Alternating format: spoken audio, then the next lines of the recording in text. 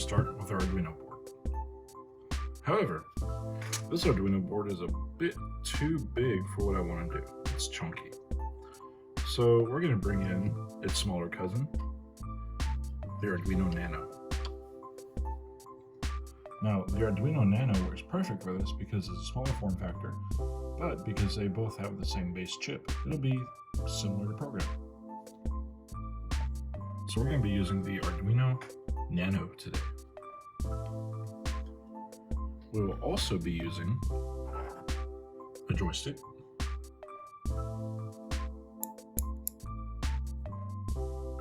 breadboard, and an SH1106 OLED display. And then, of course, some jumper cables.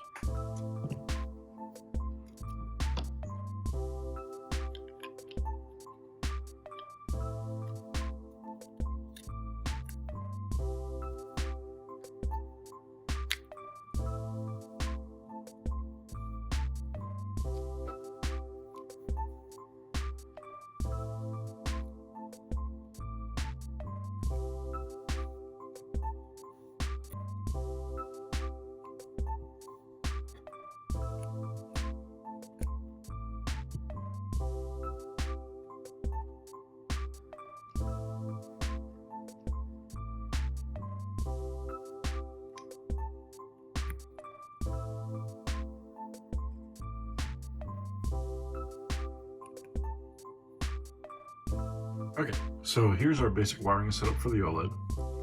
We have our ground running down to the ground power rail. Our voltage in runs down to our positive power rail. The system clock runs to A5 and the system data runs to A4. Now, the OLED uses a protocol called I2C, which is something we may talk about later in a future video. But essentially what it does is your system clock keeps everything in check, makes sure things get delivered on time, and your SDA is what does the delivery. So it's really nice because it's a two-wire system as opposed to other technologies.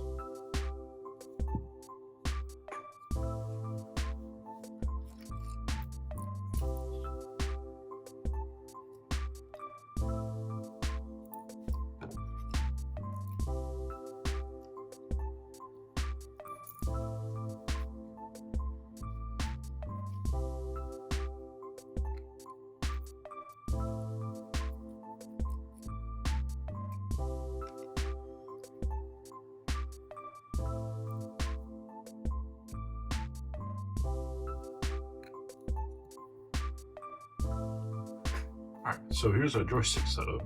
It's starting to look very chaotic, but that is most of the wiring except for like 2 more wires. So our joystick, as we know, is analog data.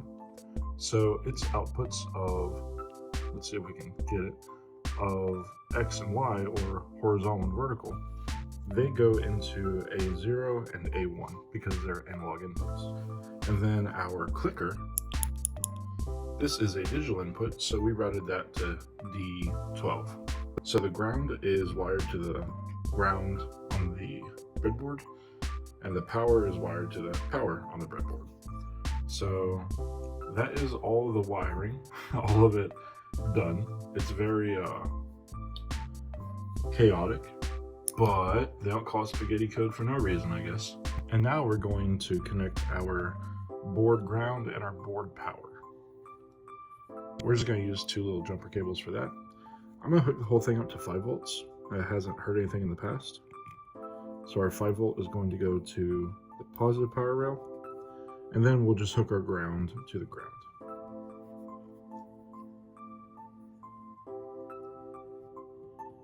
And there we go. I believe whenever we play, we'll have to play it like this because the screen displays like this in this direction. But I mean, it shouldn't be too much of a problem. But this is the basic setup. We will need to still connect it through the USB-C to power it.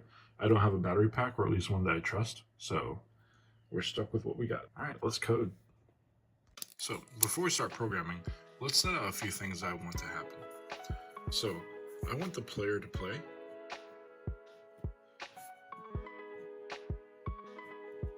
only if the player is alive.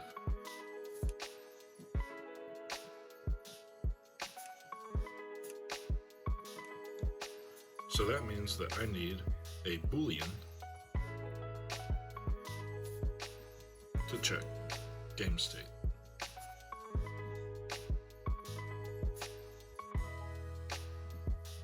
Okay. So I also want to keep my graphics load to a minimum. So I want low resource ship. So I'll be using a bitmap. And then I also want my screen to kind of look like this. So here's my ship, here's a bullet, here's an asteroid. Now our asteroids are probably going to be ellipses. I spelled that wrong, but it's okay. So I want a score to be up here, and maybe a number of lives to be up here. And whenever the bullet hits the asteroid, it disappears, and the score increases. Or what I could do is I could nix the lives idea, and I could say, hey, the score increases whenever you hit an asteroid, and the score decreases whenever an asteroid hits you. That way I only have to draw one thing, and I don't have to worry about drawing this over here. Cool. So let's talk about another problem. My score is a number. That's kind of an issue, because the U8G2 library draws strings.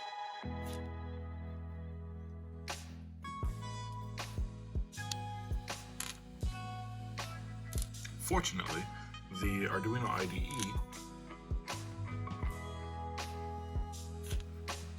IDE supports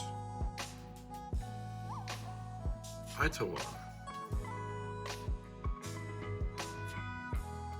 Itoa is integer to ASCII.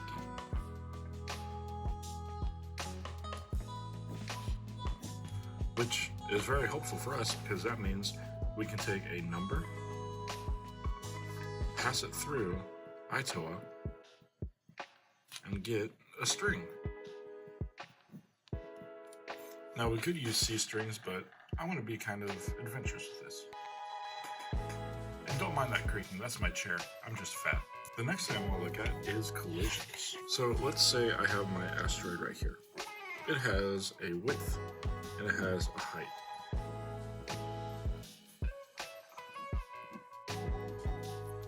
My bullet, or missile, or whatever you want to call it, also has a width and a height. So how can I check to see if these two are in collision?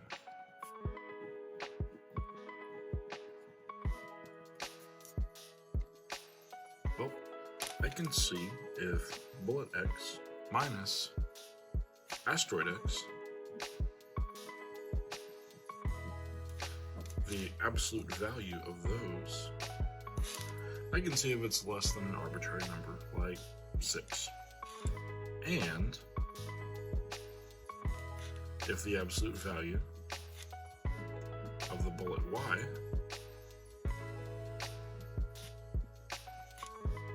minus asteroid Y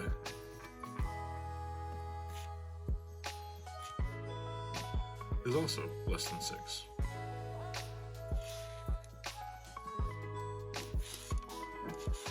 If they are, then I can do stuff. So basically what this is saying is, hey, if these are overlapping and that overlap is less than the value of 6, then I want you to destroy it. Now, why less than? It's a minimum value. It's easier to do a minimum value than it is a greater value because it's less computations. If I say greater than 6, then I would have to wait till at least 6 things have passed. Let's destroy it.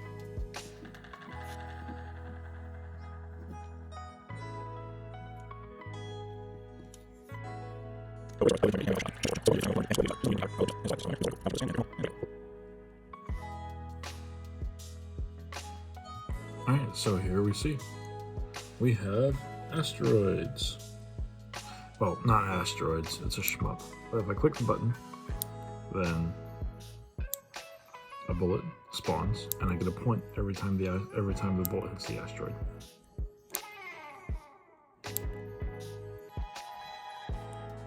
And then if I take damage, I can also just scoot around, which is pretty fun. If I take damage, then boop, come here, knocks me down to 1. And then if I get knocked down more, it says game over. And then the game starts again.